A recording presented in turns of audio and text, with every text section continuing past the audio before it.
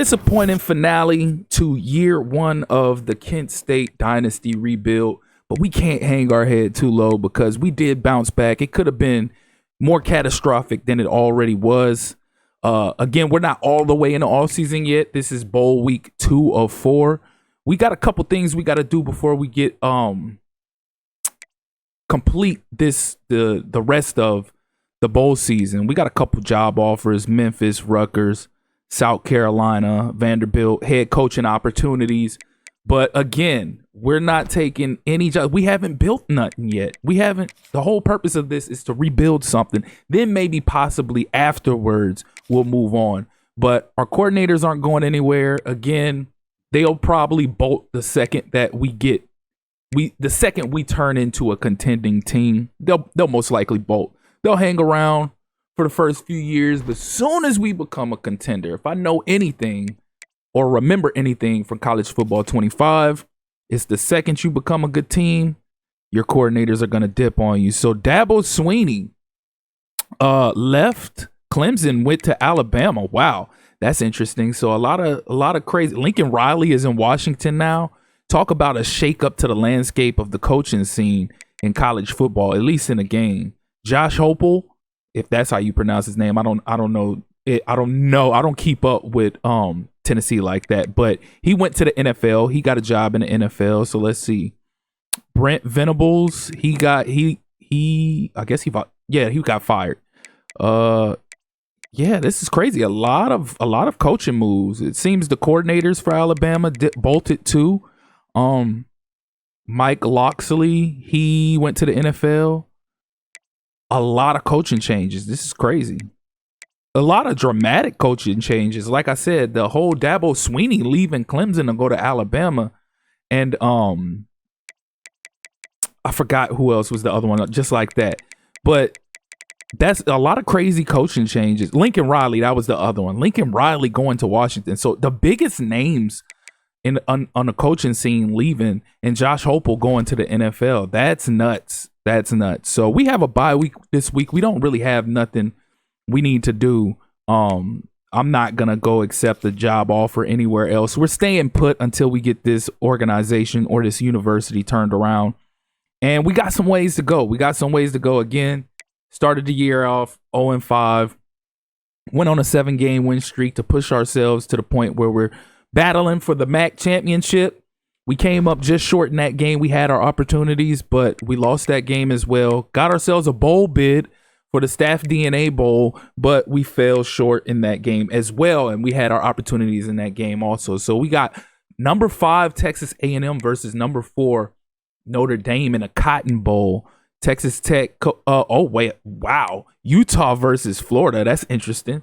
So a couple legit playoff matchups on the horizon. We'll see how those pan out. We'll see who ends up advancing. And what was I going to say? So here's the bracket. Here's a look at the bracket. So Liberty ended up coming up short to A&M 45-24. Nebraska got blown out bad by Oregon 45-3. Memphis beat BYU 26-16, and Florida beat the brakes off of Texas Tech 56-34. No matter what Cody did in the receiving game, having those 7 catches for 156 yards, it just wasn't enough, and Florida ended up toppling them. I assume DJ Lagway had a phenomenal game and put Florida on his back. So let's see what happened this week. Of course, nothing's going to change for us. Our season's over. We weren't able to make any moves or anything of that nature. So week 3 of bowl week, what's the coaching carousel look like? Nothing. Good. No results. I don't even want to be tempted. I don't want to be enticed by anything. Let's leave it alone. Leave that put. Top story. So we got Memphis facing off against Utah. So Utah ended up winning. Wow, really? And then we got a big matchup, a massive matchup between number 1 Michigan and number 4 Notre Dame. Michigan ended up pulling out the victory against Oregon 35-31. And Brendan Lewis, quarterback for Memphis, 426 yards, 6 TDs. Wow, astonishing performance. So looking at some of these moves again, seeing if some of these guys ended up getting a job. Let's see, because a lot of these guys got fired. and didn't take another job last I checked. But it doesn't really look like there's too much of a difference from the last time when we looked, outside of a few coaches that were in the college football playoff that might have went elsewhere. So BYU went to South Carolina. All right. So nothing too crazy happened since advancing to week 3 of bowl week. Let's check out week 4. See what happened with the advance. Let's see who's going to the national championship. It's cool that we still a C+ for championship contender, though. Thank God for that. Thank God we didn't drop and go all the way down to like a D-. So Notre Dame is facing off against Utah in the national championship. Who would have thunk that Utah would have made it to the national championship? And they pulled out the victory over Memphis 21-13. Huge game. Massive game. We'll see what is to come of the matchup between Utah and Notre Dame and see if Notre Dame finally gets its long-awaited championship. So Notre Dame, they ended up pulling off a close victory over Michigan, 28-24. And as you can see, Utah pulled off the 21-13 victory over Memphis. And now it's time to see who ends up pulling off the victory in the national championship before we dive head first into the offseason. So let's see. Oh, so close to getting our next level. So close to getting level 12. It was right there. All right, so nothing really changed for us. Pro potential, it says we went down. But all right, so 2025 CFB history update. Let's see who won. So it ended up being Marcus Freeman and the Fighting Irish pulling off the victory over Utah 31-14. So Marcus Freeman, after taking over the job at Notre Dame, has finally got that long-awaited, much-anticipated championship trophy.